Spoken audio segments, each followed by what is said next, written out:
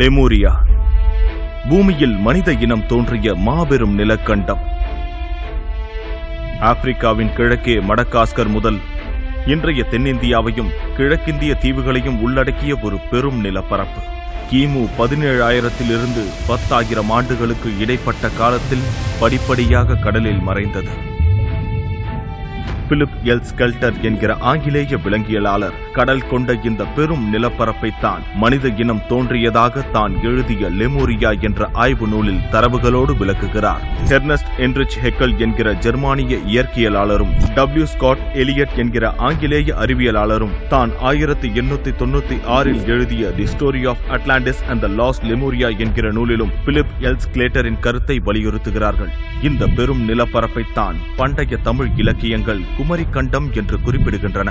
பகுருளி ஆற்றுடன் பன்மலை அடுக்கத்து குமரி கோடும் கொடுங்கடல் கொள்ள என சிலப்பதிகாரத்தில் வரும் வரிகள் குமரி கண்டம் பற்றின முக்கியமான சான்றுகளுள் ஒன்று. முதல் மாந்தன் தமிழன், உலகின் முதல் தாய்மொழி தமிழ் தோன்றிய இடம் குமரி கண்டம் என மொழியியல் அறிஞர் தேவநேய பாவாணர் அறுதியிட்டு சொல்கிறார். கடல் கோள்களால் இடம்பெயர்ந்த தமிழ் மூதாதையர்கள் வடக்கு நோக்கி நகர்ந்து உலகில் பல பாகங்களில் பரவினர். அவ்வாறு பரவிய தமிழர்கள் அங்கங்கெல்லாம் ஆற்றங்கரை நாகரிகங்களை உருவாக்கினர். கிமு 20,000வது ஆண்டுகளில் செவ்விந்தியர்களும் தென்னிந்தியர்களும் ஒரே நிலப்பகுதியில் வாழ்ந்தவர்கள் என தான் மேற்கொண்ட மரபணு ஆய்வுகளின் முடிவாக கூறுகிறார் மானுடவியலாளரும் புவியியலாளருமான யூரி ரெஸ்டவ். பிரித்தானியா ஆழ்கடல் ஆய்வாளர் கிரகம் ஹான்காக் பூம்புகார் அருகே ஆழ்கடலில் ஆய்வு செய்து இது 11,500 ஆண்டுகளுக்கு முற்பட்ட நாகரிகம் என கடந்த 2001ஆம் ஆண்டு உலகிற்கு அறிவித்தார். 11,500 ஆண்டுகளுக்கு முந்தைய உலகின் முதல் நாகரீக நகரமான காவிரி பூம்பட்டினம் எனும் பூம்புகார் கடலுள் மூழ்கி கிடக்கிறது என்று குறிப்பிட்டுள்ளார். அவர் கூற்றுக்கு மேலும் ஒரு சான்றாக மயிலாடுதுறைக்கு அருகே உள்ள செம்பியன் கண்டியூர் என்ற ஊரில் கடந்த 2006ஆம் ஆண்டு கண்டுபிடிக்கப்பட்ட கற்கோடரியில் முருகு அன் என்ற சிந்துவெளி எழுத்து பொறிக்கப்பட்டிருப்பது குறிப்பிடத்தக்கது. 10 பாட்டு, 8 தொகை, 11 கீழ்கணக்கு, தொல்காப்பியம், சிலப்பதிகாரம், மணிமேகலை என தொன்மையான இலக்கிய வளம்மிக்க மொழியும் நீண்ட நாகரீக வரலாறும் கொண்டிருப்பதோடு தாங்கள் தோன்றிய தாய்நில பகுதியிலேயே நிலைத்து வாழ்வது நம் தமிழின பெருமையாகும். தமிழரின் பல்லாயிரம் ஆண்டு பண்பாடு நாகரீக தொன்மைக்கு சான்றாக காவிரியின் குறுக்கே கல்லணை கட்டி கடைமடை வரை நீர்ப்பாசனம் அமைத்து வேளாண்மையையும் நீரியல் மேலாண்மையையும் உலகிற்கு கற்றுக் கொடுத்தான் தமிழன். கப்பற்படையும் கடல் வாணிகமும் செழிக்கச் செய்த ராஜராஜ சோழன், கங்கை வரை வென்று வந்த ராஜேந்திர சோழன், சங்கம் வளர்த்த பாண்டிய சேர மன்னர்கள் என தொன்மை பண்பாட்டு நாகரீகத்திற்கு பெயர் பெற்றது இந்த தமிழினம்.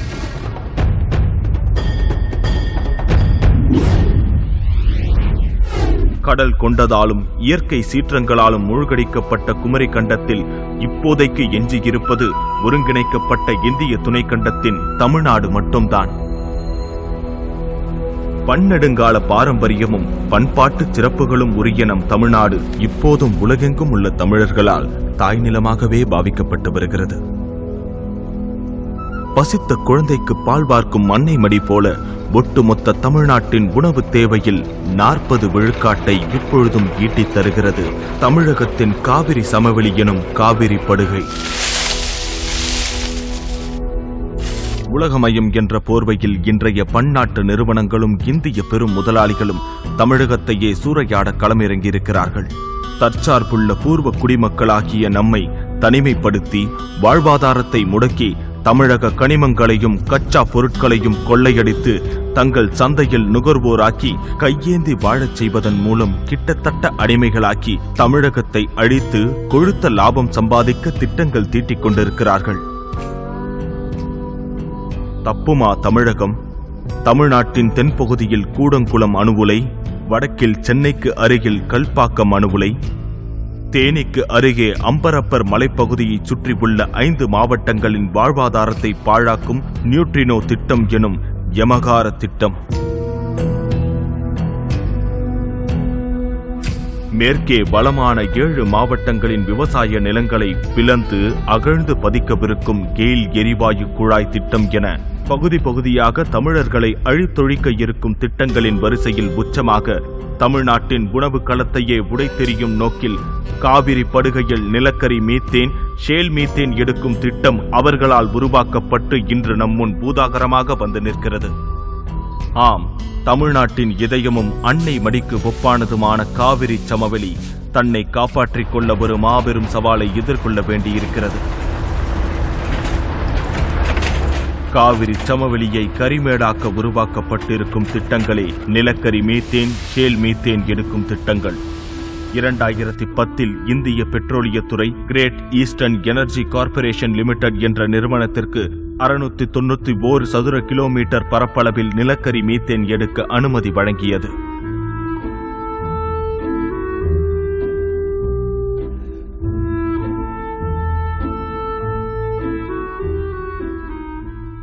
மீத்தேன் திட்டம் விவசாயிகள் பிரச்சனை மட்டுமல்ல, அது ஒட்டுமொத்த தமிழகத்தை பாதிக்கும் பேரழிவு திட்டம்.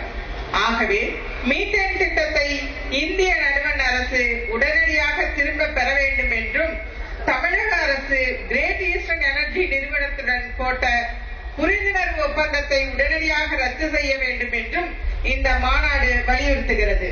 நிலக்கரி பாறையில் மீத்தேன் எடுக்கும் திட்டத்தை பற்றிய விழிப்புணர்வும் புரிதலும் ஏற்பட்டு அத்திட்டத்திற்கு எதிராக நம் குரல் ஓங்கி ஒலிக்கத் தொடங்கியதும் அரசும் கிரேட் ஈஸ்டர்ன் எனர்ஜி நிறுவனமும் பின்வாங்கத் தொடங்கின.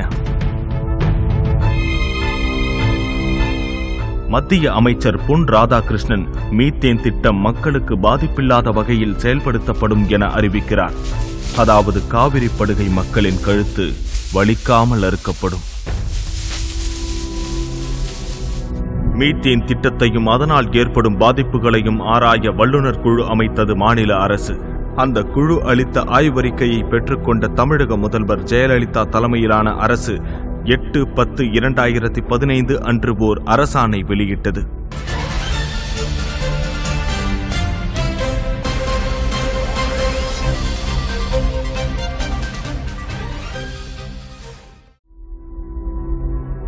ஆனால் கிரேட் ஈஸ்டர்ன் எனர்ஜி நிறுவனம் காவிரி படுகையிலிருந்து மீத்தேன் எடுக்க தங்களுக்கு அளிக்கப்பட்ட உரிமம் இன்னும் உயிர்ப்புடன் இருப்பதாக சொன்னது.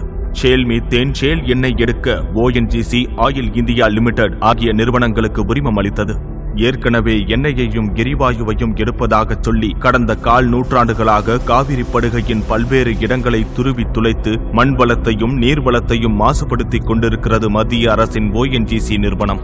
மீத்தேன் பற்றி நமக்கிருந்த விழிப்புணர்வால் ONGC நிறுவனத்தின் திட்டத்தை புரிந்து கொண்டு போராடத் தொடங்கினோம். காவிரி சமவெளி மக்களின் ஒன்றுபட்ட எதிர்ப்பு குரலுக்கு அஞ்சிய ONGC அவசரமாக நாங்கள் மீத்தேன் எடுக்கவில்லை என மறுப்பு தெரிவித்து செய்தி வெளியிட்டது. தமிழகத்தில் மீத்தேன் வாயு எடுக்கும் பணிகளில் ONGC நிறுவனம் ஈடுபடவில்லை என்று அதன் இயக்குநர் துவேதி தெரிவித்துள்ளார். We don't have, I just clarified, we are not in the coal bed methane exploration in Tamil Nadu. ஆனால் சில தினங்களிலேயே வெளிப்பட்டது ONGC நிறுவனத்தின் இரட்டை முகம்.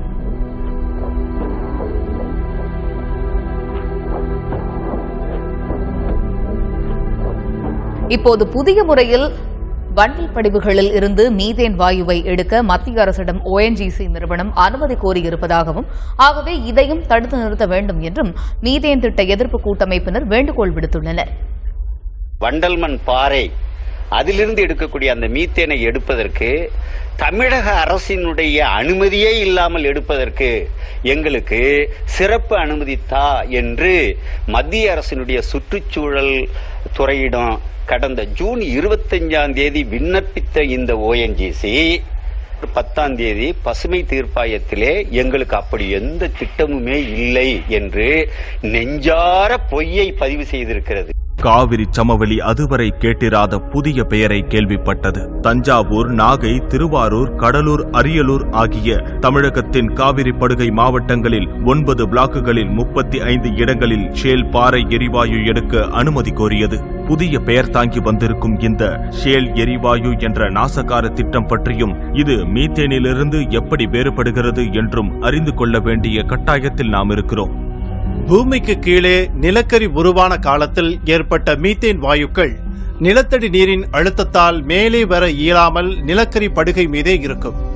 நிலத்தடி நீரை வெளியேற்றுவதன் மூலம் வாயுவை வெளிக்கொண்டு வருவதே நிலக்கரி படுகை மீத்தேன் திட்டமாகும். காவிரி டெல்டா மாவட்டங்களில் இத்தகைய நிலக்கரி படுகைகள் தரை மட்டத்திலிருந்து 450 முதல் 1650 அடி வரை ஆழத்தில் உள்ளன. ஷேல் எரிவாயு மற்றும் எண்ணெய் காவிரி டெல்டா மாவட்டங்களில் சராசரியாக 9500 அடி முதல் 10,500 அடிக்கு கீழே அமைந்துள்ளது. இதை ஃபிராக்கிங் எனப்படும் நீராற்றல் முறிப்பு முறை தொழில்நுட்பத்தை பயன்படுத்தி வெளிக்கொண்டு வருவதே ஷேல் எரிவாயு திட்டமாகும். நிலக்கரி படுகை மீத்தேன் திட்டத்தில் தேவையானால் மட்டுமே நீராற்றல் முறிப்பு முறை திட்டம் பயன்படுத்தப்படும். ஆனால் ஷேல் எரிவாயு மற்றும் எண்ணெய் திட்டம் நீராற்றல் முறிப்பு முறை தொழில்நுட்பத்தை பயன்படுத்திதான் எடுக்கப்படும். நீராற்றல் முறிப்பு தொழில்நுட்பம் பற்றி சற்று விளக்கமாக பார்ப்போம். தேர்ந்தெடுக்கப்பட்ட சமவெளி பகுதிகளில் களம் அமைக்கப்பட்டு உரிய இயந்திரங்களை கொண்டு 9500 அடி முதல் 10,500 அடி ஆழத்திற்கு செங்குத்தாக நிலம் குடையப்படுகிறது. அனைத்து திசைகளிலும் 3 கிலோமீட்டர் தூரம் வரை கிடைமட்டமாக குடைந்து ரசாயன வேதிப்பொருட்களையும் வெடிப்பொருட்களையும் கொண்டு சேர்க்க ஏதுவான தடம் ஏற்படுத்தப்படுகிறது. அப்படி உருவாக்கப்பட்ட தடங்களின் வழியே வெடிப்பொருட்கள் செலுத்தப்பட்டு பாறைகள் தகர்க்கப்படுகின்றன.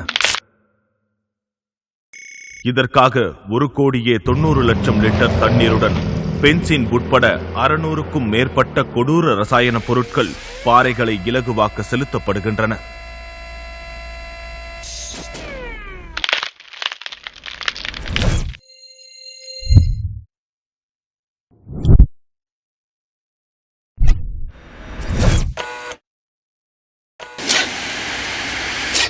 உள்ளே செலுத்தப்பட்ட ரசாயன கலவை நீர் வெளியே உறிஞ்சி எடுக்கப்பட்டு எரிவாயு பிரித்தெடுக்கப்படுகிறது. அப்படியாக கொடூர ரசாயனம் கலந்த கழிவு நீரை அருகிலுள்ள கால்வாய்களில் விடுவார்கள். அந்த நீர் சென்ற இடமெல்லாம் பொட்டல் காடாகும், குடிநீர் நஞ்சாகும். மீத்தேன் ஷேல் எரிவாயு பிரித்தெடுக்கும் போது வெளியேறும் நச்சு புகை காற்று மண்டலத்தில் கலக்கிறது. மொத்தத்தில் நீர், நிலம், காற்று என உயிர் வாழ்வாதாரங்கள் அனைத்தும் நஞ்சாகி புல் பூண்டுகள், புழு பூச்சிகள் தொடங்கி பறவைகள், விலங்குகள், மனிதர்கள் யாரும் எதுவும் உயிர் வாழ தகுதியற்றதாக அப்பகுதி மாறிவிடுகிறது. ஒட்டுமொத்த உயிர் வாழும் சூழலும் கெட்டுப் போகிறது. மீத்தேன் எடுக்க பயன்படுத்தப்படும் ரசாயன பொருட்களில் நோயை உண்டாக்கக்கூடிய இன்னொன்று மெத்தனால். இந்த மெத்தனால் மிக குறைந்த அளவில் தினசரி ஆண்டு கணக்கில் சுவாசித்தோமானால் அந்த சுவாசிக்கும் மக்களுக்கு தலைவலி, குமட்டல், நினைவாற்றல் குறைதல், இப்படிப்பட்ட நோய்கள், இரைப்பை குடல் நோய்கள், பார்வை இழப்பெல்லாம் ஏற்படும். இன்னொரு ரசாயன பொருள் ஹைட்ரஜன் சல்ஃபைடு. இதுவும் மீத்தேன் கிணறு உள்ள பகுதியில் காற்றில் அதிகமாக இருக்கிறத நிரூபிச்சிருக்கிறாங்க. ஹைட்ரஜன் சல்ஃபைடை குறைந்த அளவில் தினசரி பல ஆண்டுகள் சுவாசிச்சோன்னா நுரையீரல் நோய்கள், அதாவது அடிக்கடி சளி பிடிக்கிறது, இதெல்லாம் ஏற்படும். திடீர்னு அதிக அளவில் ஹைட்ரஜன் சல்ஃபைடு வெளியேறினால் அந்த இடத்துல வெடி விபத்து கூட ஏற்படும். மீத்தேன் கிணறு எடுக்கும் பகுதிகளில் மக்களை பாதிக்கக்கூடிய இன்னொரு ரசாயன பொருள் என்ஹெக்சேன். இது நரம்பு மண்டல நோய்களை உருவாக்குவதாக ஆய்வுகள் தெரிவிக்கின்றன. இன்னொரு ரசாயன பொருள் கிளைகால் ஈத்தர். இந்த கிளைகால் ஈத்தரை சுவாசிச்சோம்னா ஆண்டு கணக்கில் அது இனப்பெருக்கத்தையே பாதிக்குது. இதை தவிர நிலக்கரி படிவங்களிலிருந்து வெளியேற்றப்படுகிற நீர் இருக்குங்க இல்லையா, அதில் புற்றுநோயை உருவாக்கக்கூடிய ரேடான், அது மட்டுமல்ல ஆர்சனிக், இதெல்லாம் அதிக அளவில் இருக்கு. அதுவும் நோய்களை உருவாக்கும். உலகின் சில இடங்களில் மீத்தேன் எரிவாயு திட்டம் செயல்படுத்தப்பட்டதன் பின் விளைவுகள் சிலவற்றை காண்போம். தண்ணீரால் விலக்கேற்றுகிறேன், தண்ணீரை எரிய வைக்கிறேன் என சாமியார்களும் மோடி மஸ்தான்களும் சொல்ல கேள்விதான் பட்டிருக்கிறோம். இங்கே தண்ணீர் எரிகிறது.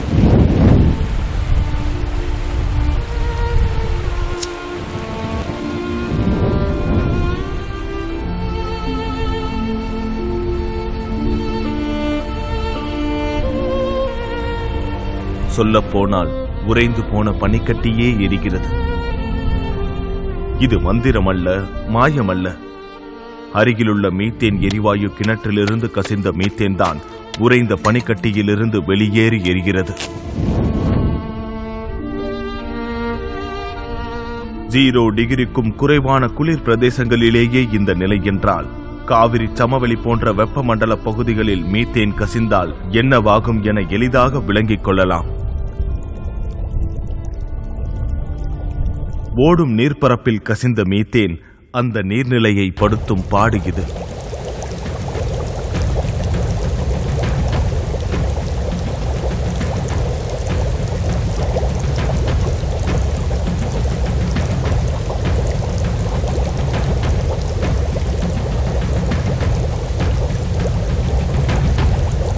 உலகில் எங்கேயோ நடப்பதுதானே என்று இருக்கிறோம்.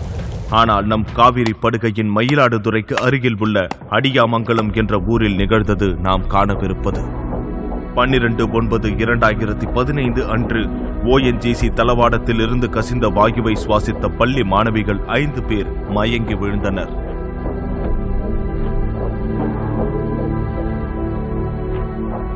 இதை கண்டு குதித்த ஊர் பொதுமக்கள் 15/9/2015 அன்று மயிலாடுதுறை சார் ஆட்சியர் அலுவலகத்தை முற்றுகையிட்டு போராட்டத்தில் இறங்கினார்கள். அவர்களில் 120 பேர் காவல்துறையால் கைது செய்யப்பட்டார்கள்.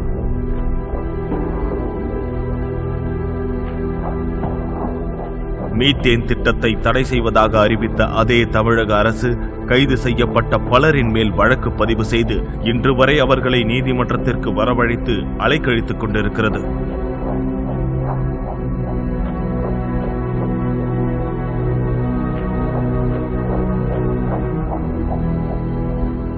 அவர்கள் சொல்வது போல தொழில் வளர்ச்சிக்கும் நாட்டு வளர்ச்சிக்குமான எரிவாயு ஆற்றலை எடுத்துக் கொடுப்பதற்காகவா? இல்லை, இல்லவே இல்லை. ஆசியாவிலேயே மிகப்பெரிய நெற்சமவெளி பரப்பை கொண்ட வளமான காவிரி படுகை நிலத்தின் மேற்பரப்பிலிருந்து 10,000 அடிக்கு கீழே ஆசியாவின் மிகப்பெரிய நிலக்கரி படுகையையும் தன்னுள் வைத்திருக்கிறது. பாண்டிச்சேரி, பாகூர் தொடங்கி நெய்வேலி படர்ந்து நாகப்பட்டினம், திருவாரூர், தஞ்சை என மாவட்ட நிலப்பரப்புகளுக்கு அடியில் கிளர்ந்து பரவியிருக்கிறது 19,500 கியூபிக் மில்லியன் டன் நிலக்கரி படுகை. அரசும் நிறுவனங்களும் இந்த நிலக்கரி படுகையை கருப்பு தங்க படுகையாக பார்க்கின்றன.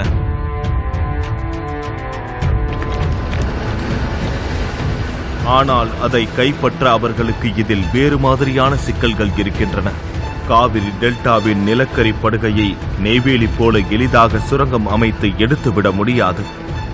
ஒருவேளை அப்படி எடுக்க எண்ணி சுரங்கம் தோண்ட ஆரம்பித்தால் நிலக்கரி படுகை மேலடுக்கு பாறையின் இடுக்குகளில் நிரம்பியிருக்கிற மீத்தேனும் அதற்கும் கீழே உள்ள ஷேல் எனப்படும் வண்டல்மண் பாறை இடுக்குகளில் உள்ள ஷேல் மீத்தேனும் பற்றி எரியும். எப்படியாவது கருப்பு தங்கத்தை கைப்பற்ற நினைத்த அவர்களுக்கு பன்னாட்டு பொறியாளர்களும் புவியியல் விஞ்ஞானிகளும் வகுத்தளித்த திட்டம்தான் மீத்தேன் ஷேல் எரிவாயு எடுக்கும் திட்டம்.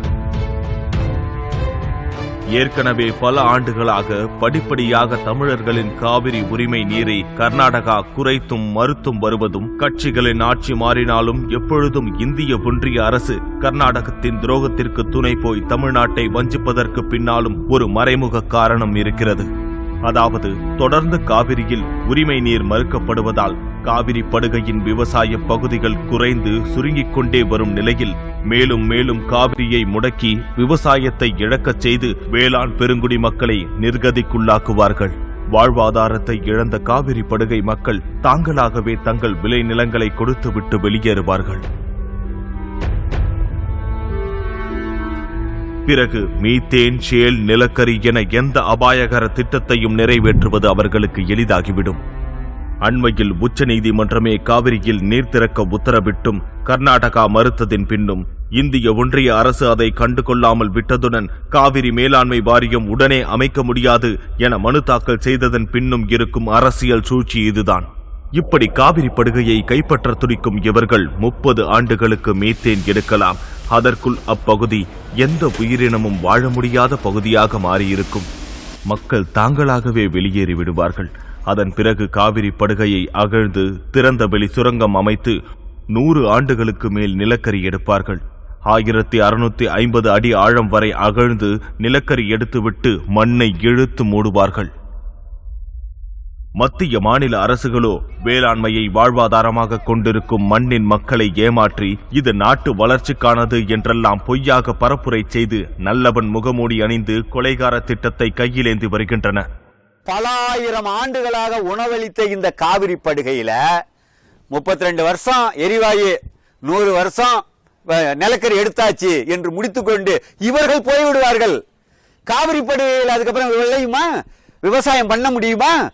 இன்றைக்கு இந்த நிலம் பத்திரப்படுத்தப்பட்டால் இன்னும் பல ஆயிரம் ஆண்டுகளுக்கு நமது சந்ததிகளுக்கு உணவு கொடுக்கும். ஆனால் இவர்களை நாம அனுமதிச்சிட்டோம்னு சொன்னா ஒரு 150 வருஷத்துக்குள்ள கதையே முடிஞ்சு போச்சு. வாழ்வாங்கு வாழ்ந்த மக்கள், ஒரு பெரிய பண்பாடு செழித்த இந்த நிலப்பரப்பு இந்த தலைமுறையோட அழிய போகுது என்று சொன்னால் நீங்கள் ஏற்பீர்களா? இதை தடுத்து நிறுத்த வேண்டாமா?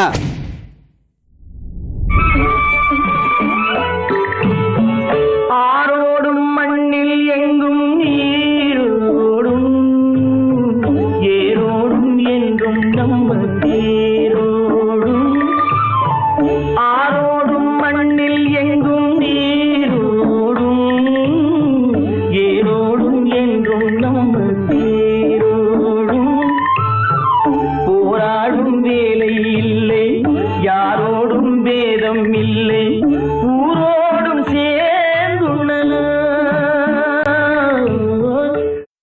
வேளாண் குடிமக்களின் அப்பழுக்கற்ற வெள்ளை மனசையும் மாண்பையும் எடுத்து காட்டுகிறது இந்த பழைய திரைப்பட பாடல் வரிகள். ஆனால் இன்றோ வேளாண் தொழில் செய்யும் தற்சார்பு தமிழர்களாகிய நாம் நம்மீது திணிக்கப்பட்ட இந்த அபாயகரமான திட்டங்களால் போராட்டக் களத்தில் தள்ளப்பட்டிருக்கிறோம். ஆம், கூடங்குளம், கல்பாக்கம், நியூட்ரினோ, கெயில் வரிசையில் மீத்தேன் ஷேல் எரிவாயு திட்டமும் ஒரு இன அழிப்பு திட்டமே. ஒட்டுமொத்த தமிழ்நாட்டை சுடுகாடாக்கி தொன்மை தமிழினத்தை சொந்த மண்ணை விட்டு அகதிகளாக துரத்தி அடிக்க துடிக்கும் அதிகாரத்திற்கு எதிராக கூடி குரல் எழுப்ப வேண்டிய நிர்பந்தத்திற்கு நாம் ஆளாக்கப்பட்டிருக்கிறோம். இயற்கை வளங்களின் மீது எங்களுக்குத்தான் இறையாண்மை இருக்கிறது, தமிழ் மக்களுக்குத்தான் இறையாண்மை இருக்கிறது. இந்த இயற்கை வளங்கள் இறையாண்மை என்பது எங்களிடம் இருக்கிறது. அதை இந்திய அரசு பறித்து கொள்ள முடியாது, அதை அனுமதிக்க முடியாது, அனுமதிக்க மாட்டோம். இந்த தமிழகத்தில் விவசாயத்திற்கு பயன்படுத்தக்கூடிய தண்ணீர் எடுப்பதற்கான குழாய்கள் மட்டும்தான் இந்த தமிழகத்தில் பதிக்கப்பட வேண்டும். இதர எண்ணெய் எரிவாயுக்கான குழாய்கள் இந்த தமிழகத்தில் காவிரி படுகையில் பதிக்கப்படக்கூடாது என்பதுதான் எங்களுடைய முக்கிய கொள்கை. ஒருவேளை இந்த மீத்தேன் ஷேல் எரிவாயு திட்டம் நிறைவேற்றப்பட்டால் இந்தியாவின் ஜார்க்கண்ட் மாநிலத்தில் வளங்களையும் மலைவாழ் மக்களின் வேளாண் நிலங்களையும் அபகரித்து நிலக்கரி எடுத்துக் கொண்டிருக்கிறார்கள்.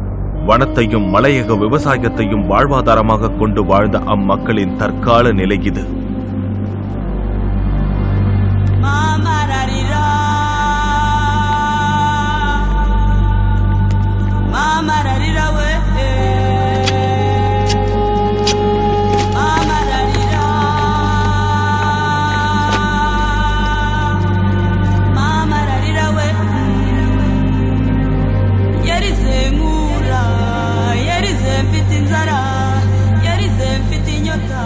மீத்தேன் ஷேல் எரிவாயு திட்டங்களை அனுமதித்தால் தமிழ்நாட்டின் நெற்களஞ்சியமான காவிரி சமவெளிக்கும் இதே கதிதான்.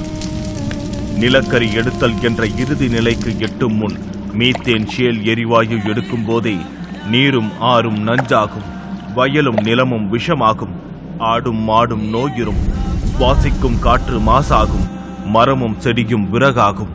இவற்றையெல்லாம் சார்ந்து வாழும் இம்மண்ணின் மைந்தர்களாகிய நாம் என்ன ஆகும்? கண்ணு கெட்டியவரை பசுமை போர்த்து இருந்த தாய் நிலம் கருமை கொண்டு புகைந்தபடி இருக்கும். உணவுக்கு நெல்லையும் பசுவுக்கு புல்லையும் கூடையில் சுமந்த நாம் அதே உணவுக்காக கரித்துண்டுகளை பொறுக்கிச் சுமப்போம். குடிநீருக்கு தேடி அலைவோம்.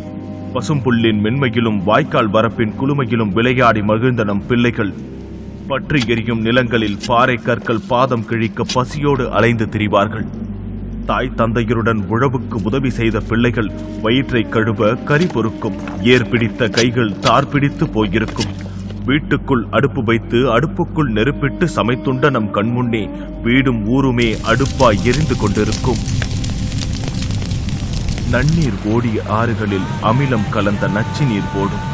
அரசதிகாரத்தின் ஏவலாட்களாய் மாறிய காவலர்கள் நம் மண்ணிலிருந்தே நம்மை விரட்டி அடிப்பார்கள்.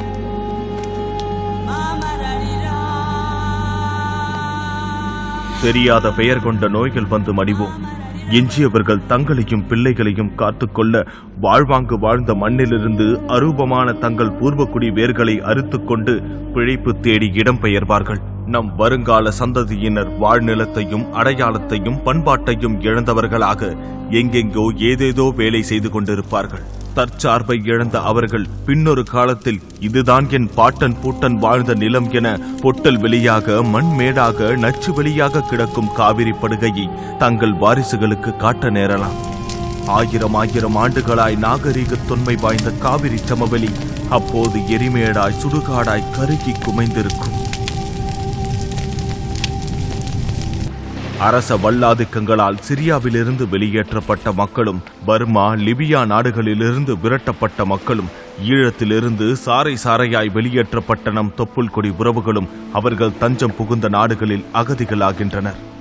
நாளை மீத்தேன், ஷேல் எரிவாயு திட்டங்களால் காவிரி சமவெளி வாழ் மக்கள் வாழ்வாதாரத்தை இழந்து பிழைப்பு தேடி வெளியேறும் போது கூடங்குளம், கல்பாக்கம் அணு உலைகளாலும் கெயில், நியூட்ரினோ திட்டங்களாலும் ஒட்டுமொத்த தமிழினமும் வாழ்விழந்து கையறு நிலைக்கு தள்ளப்படும்.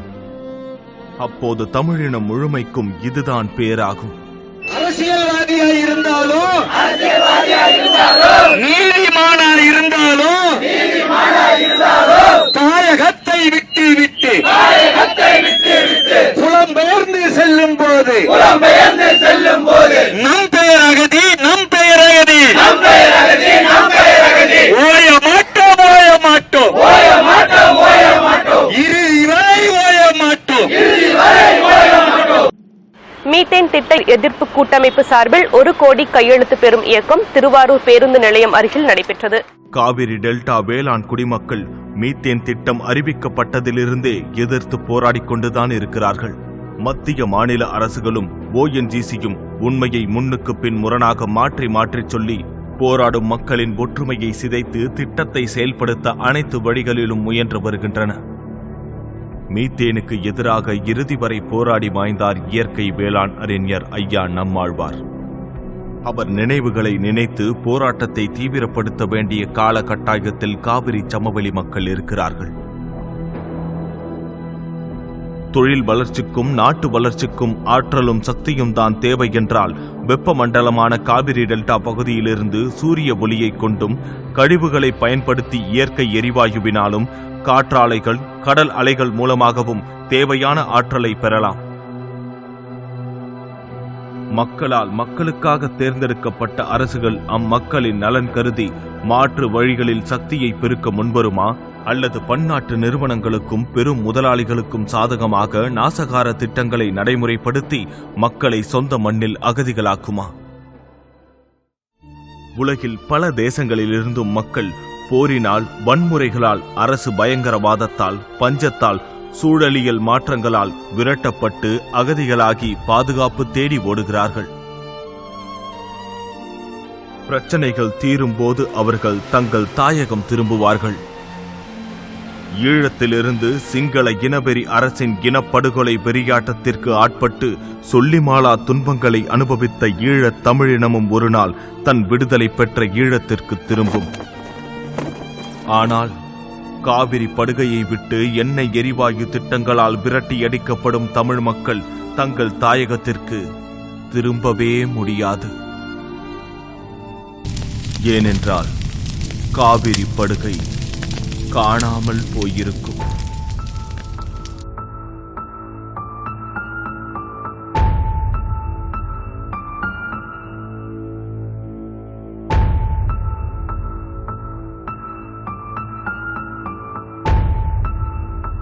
பால் கட்டிய நெற்கதிரின் இனிப்பு வெறும் சுவையல்ல, அது ஒரு குழந்தையின் மாசற்ற சிரிப்பு என்று ஒரு கவிதை வரி இருக்கிறது.